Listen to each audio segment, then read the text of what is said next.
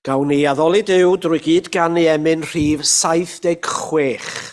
76. Mae Duw yn llond pob lle, presennol ym mhob man. Y nesaf yw efe o bawb atenaid gwan. Wrth law o hyd i'w wrando cry, nesau at Dduw sydd dda i mi. Yr arglwydd sydd yr un maint derfysga'r byd. Anwadalwch dyn, yr un yw ef o hyd. Y graig ni sifl y merwr llu, nesau at Dduw sydd dda i mi. Yr holl gyfoethog Dduw, eolyd ni leihha, diwalla pob peth byw o hyd, a'i wyllus da. Un dafn o'i fôr sy'n fôr i ni, nesau at Dduw sydd dda i mi. 76.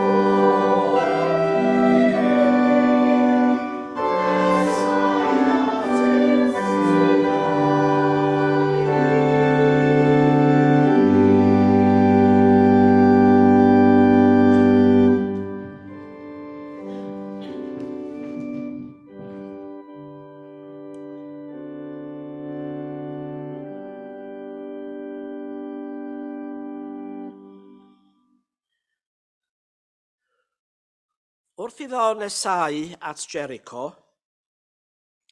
roedd dyn dall yn eistedd ar fin y ffordd yn Cardota. Pan glywodd y dyrfa yn dod, gofynnodd beth oedd hynny.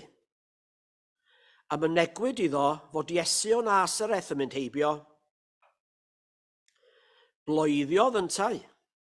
Iesu, fab Dafydd, trigarha wrthyf. Roedd yr rhai ar y blaen yn ei gyrryddu ac yn dweud wrth am dewi. Ond yr oedd ef yn gweiddi'n uwch fyth. Fab Dafydd, trigarha wrthyf.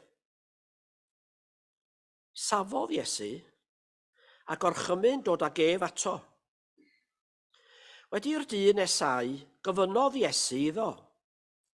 Beth rwyt ti am i mi ei wneud i ti? Meddai ef. Syr, mae arnaf eisiau cael fy ngolwg yn ôl. Dwedodd Iesu wrtho, derbyn dy olwg yn ôl, dy ffydd sydd wedi dy iachau di.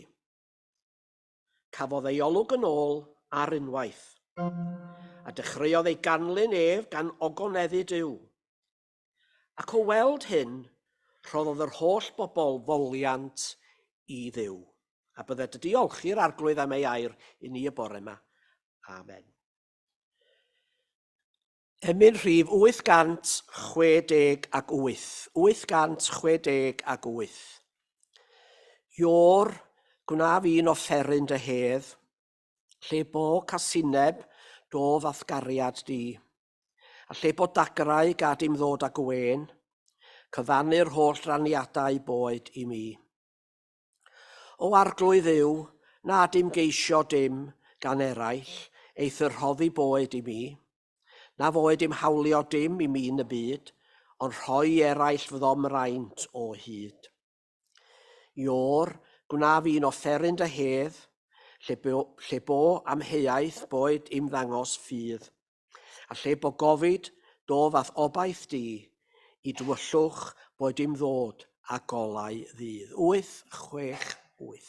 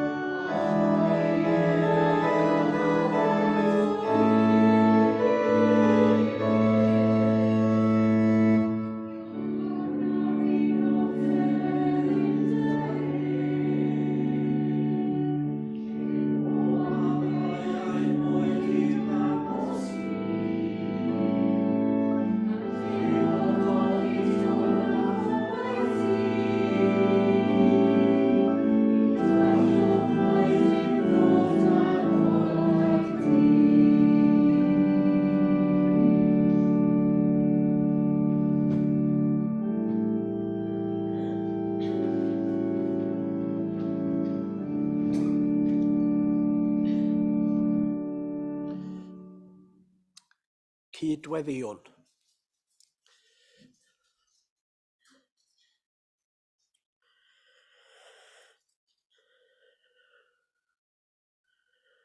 O Dduw ein tad, trown ata ti y bore yma, i ddiolch i ti unwaith eto am y fraint o gael dod at yn gilydd yn dy enw di. A dod yma i'r tu hwn geisio dy addoli di. Ac hefyd, dod i geisio dadnabod di ychydig bach yn well. A gobeithio drwy hynny gyd y byddwn ni yn well tystion i ti yn y dyddiau sydd ohoni. Da ni'n diolch i ti bod ti'n gofalu amdana ni. Da fod ti'n rhoi o dyfendithion i ni, o ddydd i ddydd. Da ni'n diolch mai Duw sydd wrth law o hyd wyt ti, bod ni ddim bob amser yn ymwybodol o hynny. Da ni'n diolch i ti bod ni'n cael mynd a dod fel da ni'n dymuno. Da ni'n cael deud a gwneud i'r addehelaeth iawn beth da ni isio. Ac drwy hynny, da ni medru anghofio amdana ti mor hawdd. Da ni'n bobl sy'n medru bod yn brysur iawn, yn gwneud bob math o bethau, yn medru gwneud daioni, gobeithio, ac yn gallu wrach gwneud yr hyn a dylen ni ddim i'w wneud. Ond da ni'n diolch i ti. Mae Duw trigarog wyt ti. Mae Duw sy'n medru edrych heibio i'n beien ni wyt ti. Ac mae Duw sy'n medru ein defnyddio ni wyt ti. Ac mi rydyn ni yn gofyn i ti yn derbyn unau o'r newydd y bore yma. I ni eto geisio gwneud yn gorau dros yr eglwys, dros yr efengil, a thros achos Iesu Grist yn y byd yma heddiw. Yn bod ni o leia, fel Cristnogion, yn ceisio dangos dy gariad di. A bod y cariad hwnnw wedi cael ei amlygu yn yr arglwydd Iesu Grist. A be ddudodd o, ond yr hwn am gwelodd i a welodd y tad. Ac felly da ni'n hoffi meddwl amdana ti fel tad. Ac helpa ni o Dduw i rannu'r cariad hwnnw y dyddiau yma. Hyd yn oed efo'r bobl hynny o bosib sydd ddim yn rhy hoff ohono ni. Bobl sydd ddim yn credu yr un fath â ni. Pobl a'i traddodiadau nhw'n wahanol iawn i rai ni. Helpa ni gyd fyw yn gytun. Achos fel ti'n gwybod o Dduw, mae'r byd yma ar hyn o bryd yn lle trist iawn. Efo bobl yn rhyfela o hyd. A mae o'n amlygu gymaint o gasineb a chreulondeb a difetha.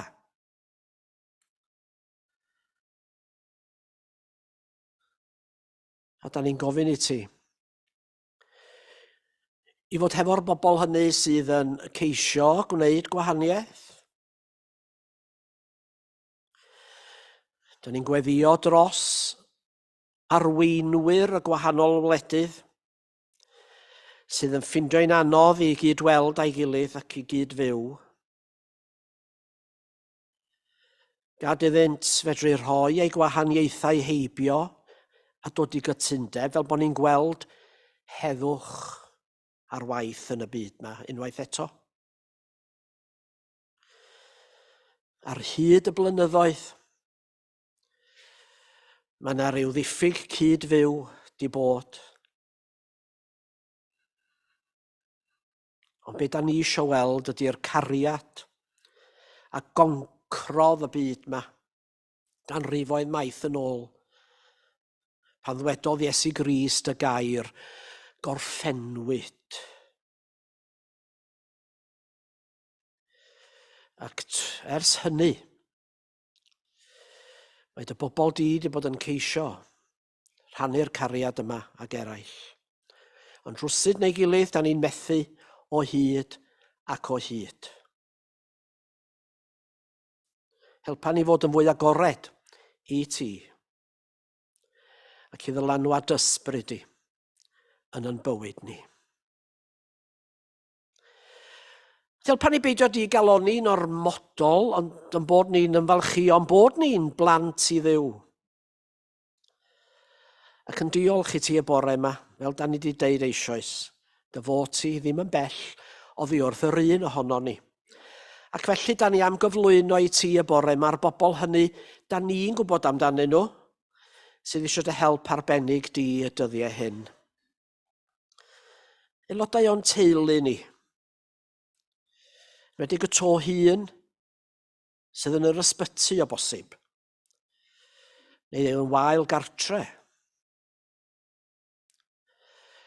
Cyfeillion i ni. Cymdogion i ni. A da ni'n clywed am ambell i unigolyn ydyn ni'n gyfarwydd â nhw. Drwy'r cyfryngau o bosib. Bydd yn agos at y rhai hefyd sydd wedi colli anwyliaid. Bydd di yno ni cynnal a'i cadw a roi'r nerth i ambell un i ddal ati. Felly o Dduw, gwrando'n gweddi ni, am bod ni'n gofyn y cyfan, gan ofyn i ti faddau yn ein bia i gyd. Da ni'n gofyn hyn yn enw, ein hanwyl waredwr Iesu Grist. Amen.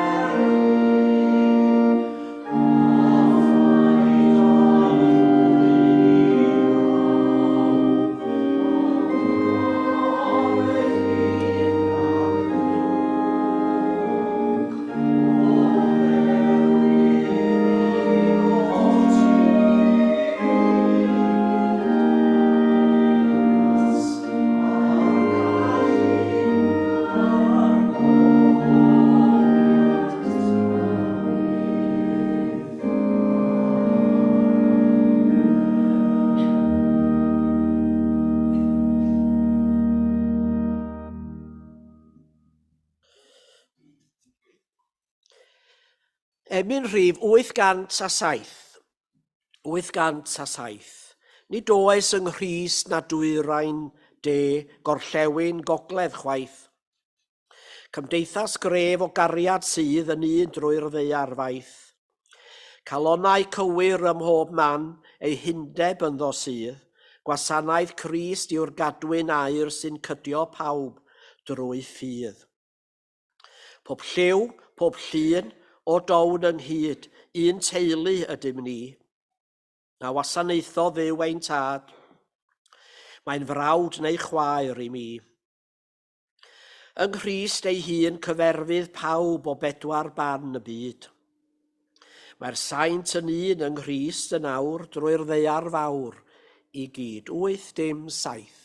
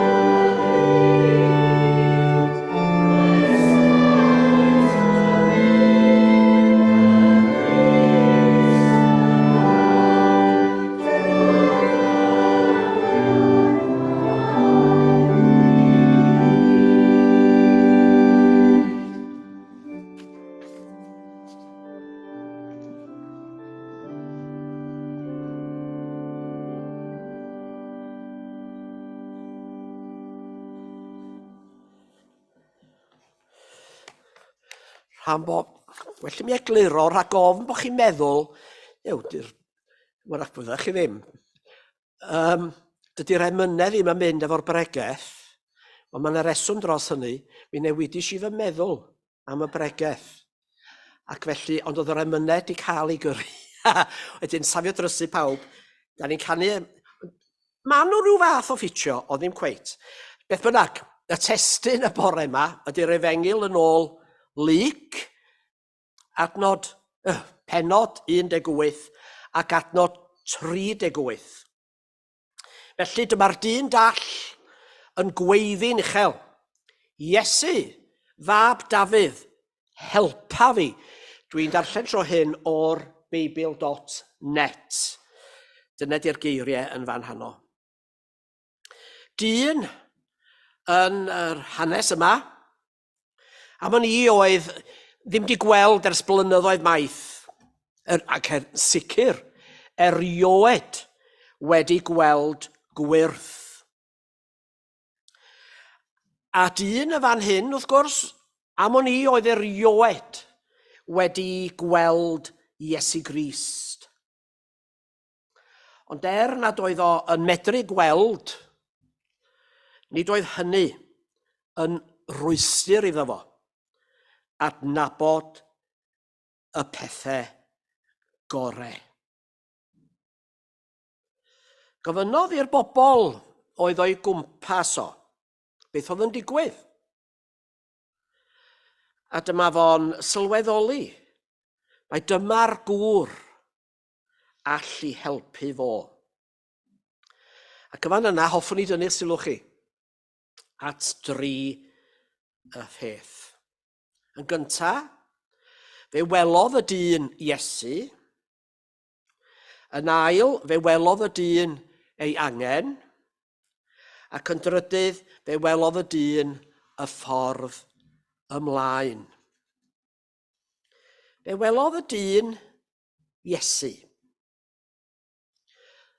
Yn gorfforol, wrth gwrs, doedd o ddim yn medru gweld yr Iesu.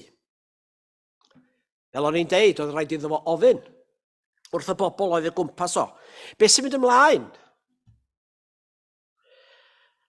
Ac dyma fo'n sylweddoli.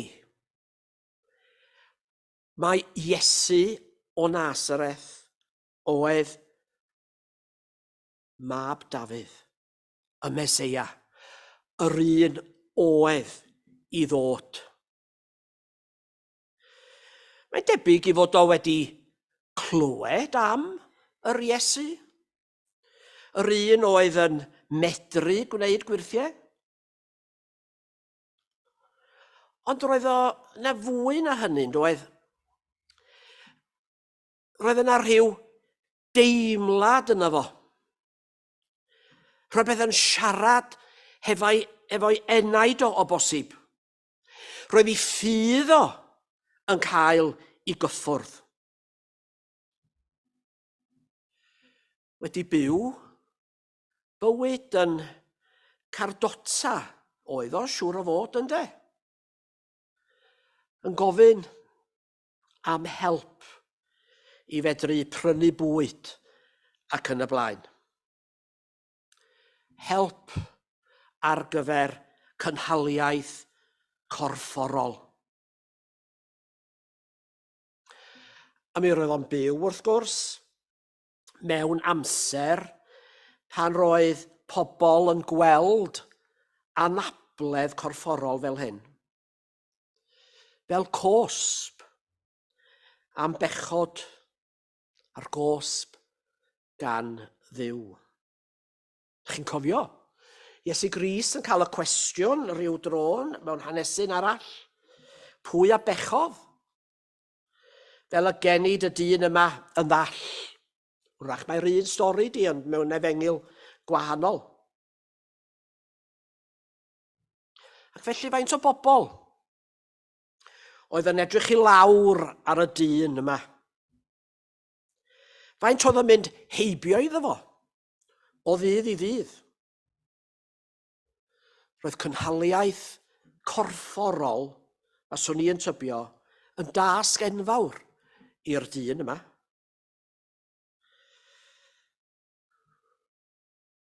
Doedd o ddim yn medru gweithio am o'n i ac ofalu amdano ei hun.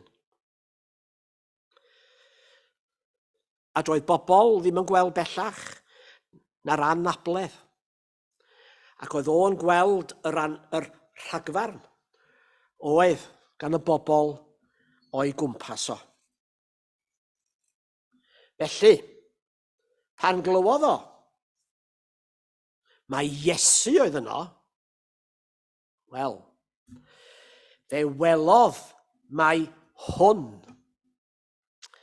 Ac yn hwn, yr oedd ei obaith o. Fe welodd yr Iesu fel yr un a allai ei helpu.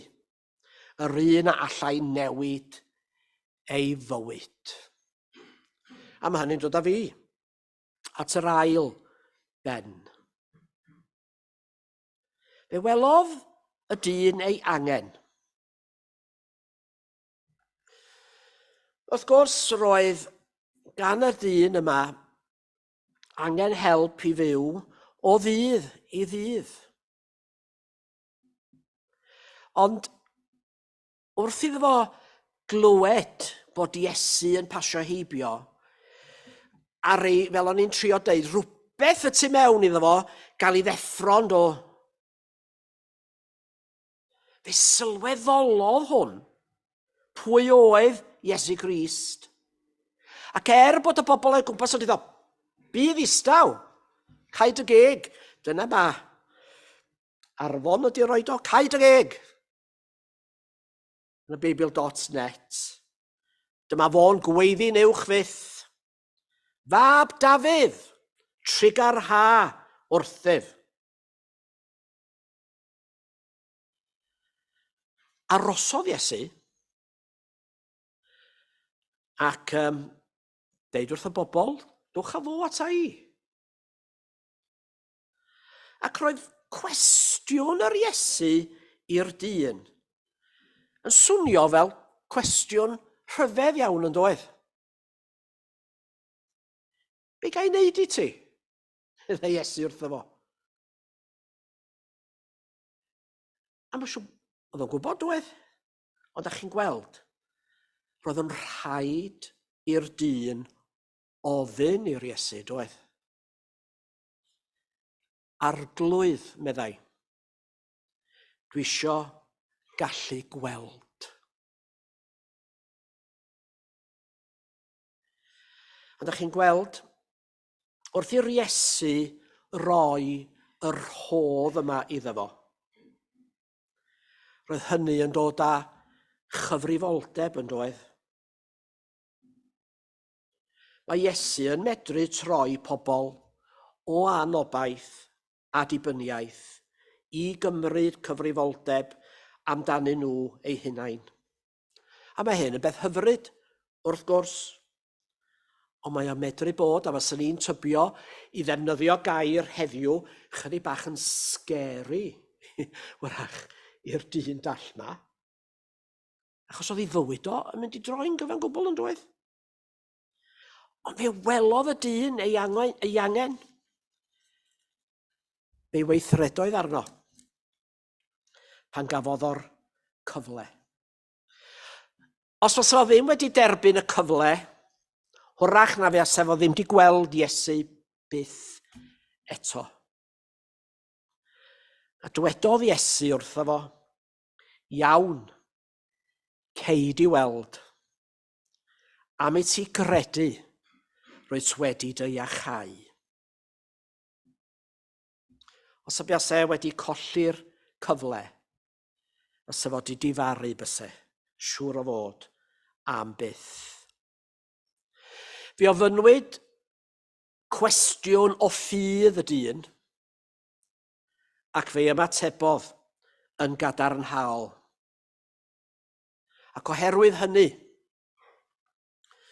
dwi'n siŵr bod bywyd y dyn yma wedi ei droi upside down yn doedd.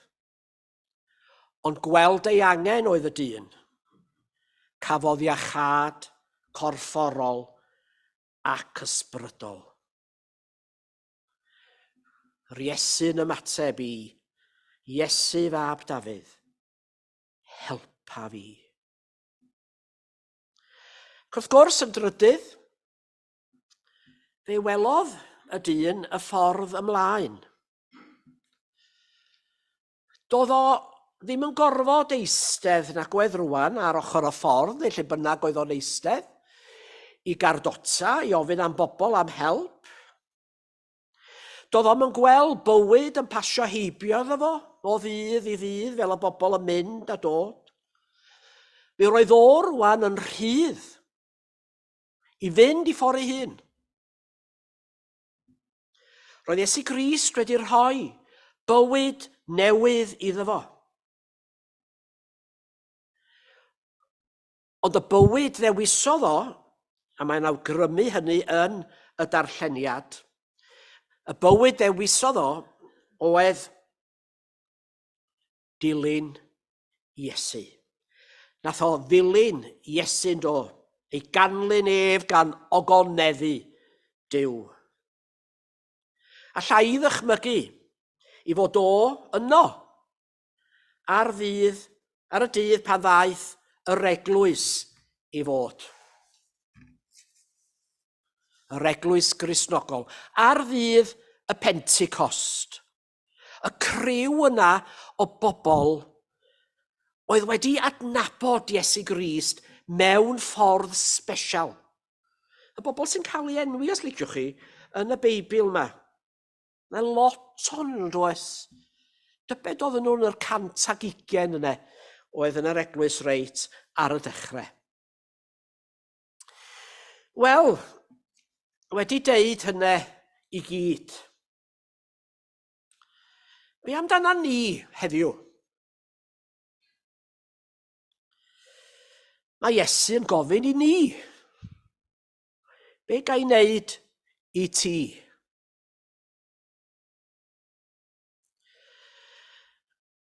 Mae'n siŵr i lawer ohono ni.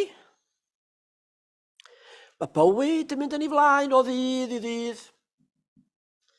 A da ni'n byw yn reit gyffyrddus, dyda ni ddim lot iawn yn poeni ni. Da ni'n medru mynd a dod fel da ni isio.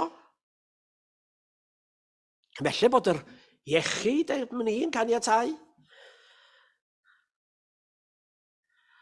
Ond wrach yn bod ni hefyd yn medru anghofio, fel dwi wedi awgrymu o blaen ac yn gweddi'n aml iawn fyddai'n meddwl, da ni medru anghofio am yr arglwydd. Hyd yn oed mynd mor bell a meddwl, wel, a mae'n lawer erbyn heddiw, ond oes na. Does gynnau'm angen hyn o gwbl. Tueddu anghofio ein hangen a'n dibyniaeth arno am fywyd dedwydd. Mae hyn yn gyfystyr a dallineb, fel y ddywedwyd wrth eglwys Laodicea. Rwyt ti'n dweud, dwi'n gyfoethog. Dwi wedi ennill cymaint o gyfoeth, does gen i angen dim byd. Ti ddim yn gweld mor druenus rwy ti, go iawn. Druan ohono ti. Rwy ti'n dlawd, yn ddall ac yn noeth.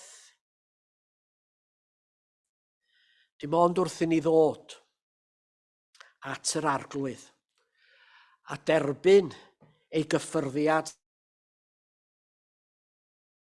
sy'n iachau.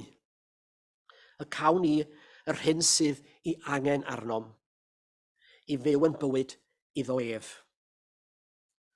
Dim ond wrth i ni roi ein hunain yn ei law ef, y gallwn ni ei ddilyn o yn iawn. A hynny o ddydd i ddydd. Mae rhaid i ni roi unrhyw amheuaeth heibio. Mae rhaid i ni ddibynnu'n llwyr arno. Mae'n rhyfeddol yn dydi fel mae drysau yn agor. Ni yn gallu agor wrth i ni edrych at yr arglwydd a mentro mlaen dan ei arweiniad. Gweddiwn ar yr arglwydd agor ein llygaid ni i weld beth sydd ganddo eisiau i ni ei wneud yn ein bywydau ni heddiw. Fel y dywed F. Pratt Green ei emyn. No work for him is vain. No faith in him mistaken. For Easter makes it plain. His kingdom is not shaken. Then put your trust in Christ, in waking and in sleeping.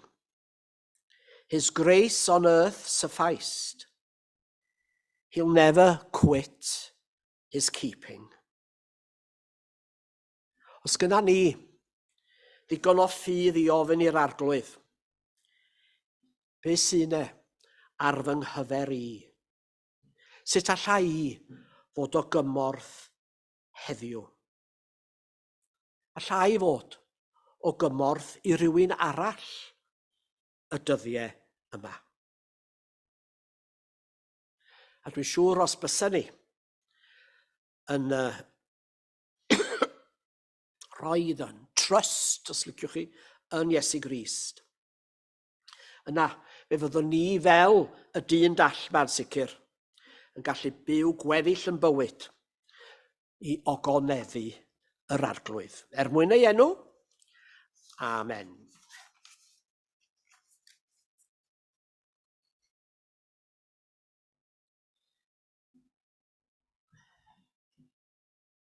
Emyn rhif 834. 834. Tydi yr hwn arofais dy mana gwirthiol gynt i gynnal pererinion yr anial ar ei hynt. Parhau yr wyt i roddi dy drigareddau rhad, a diolch drwy dyfoli yw'n dyled, nefol dad. Tydi sydd yn ein cynnal a'n cadw ni o hyd, drwy ddyfod hau a medi yn gyson yn ei pryd. Par i ni gofio beunydd am roddion gras a gawn, o ddwylo i'n diwallu o ysguboriau llawn. Tydi yr hwn awrendu ar weddi plant y llawr, cliw lef yr rhai mewn angen, ac yn dy gariad mawr, rho ynom ni yr awydd i estyn dwylo'n hael, a'r rhannu o'n digonedd i wella byd y gwael. 834.